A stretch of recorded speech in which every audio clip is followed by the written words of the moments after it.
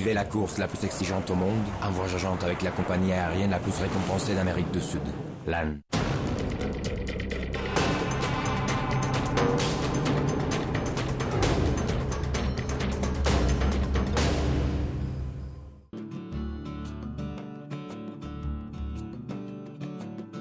Si la vie n'est pas toujours un long fleuve tranquille, le Dakar 2010 l'a été pour Cyril Després.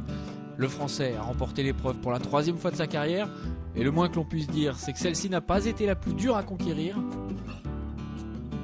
Pourtant, au départ à Buenos Aires, beaucoup s'interrogeaient sur les chances de victoire des meilleurs, avec des motos bridées pour rééquilibrer la lutte avec les 450 cm3. Mais Després l'a démontré, il ne gagne pas seulement car il bénéficie d'une moto puissante.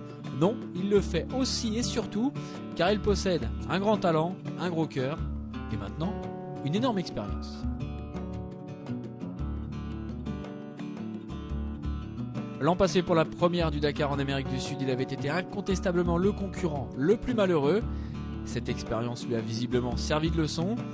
Son succès, il l'a construit en 3 temps, en gagnant 3 étapes, en profitant de la malchance de son seul vrai rival Marc Coma, puis en gérant son avance.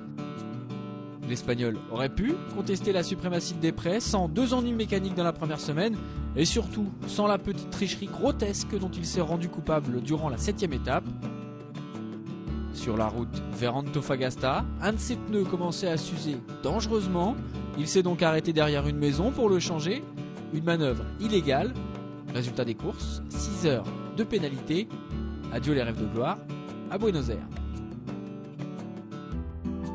Pendant que Coma niait et criait au scandale, Després lui prenait acte et pouvait donc repartir vers une 2e semaine très tranquille. C'est là que l'expérience du Français faisait la différence. Avec plus d'1 heure d'avance sur son dauphin, il avait course gagnée et il le savait. Il a donc géré, roulant vite, mais pas trop, fuyant les chutes comme la peste et en pouvant compter sur une machine qui ne l'a jamais trahi.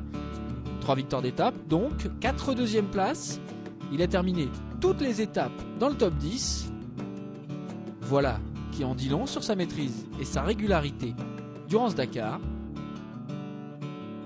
Dans une semaine, il fêtera donc ses 36 ans avec une 3e couronne de roi du désert.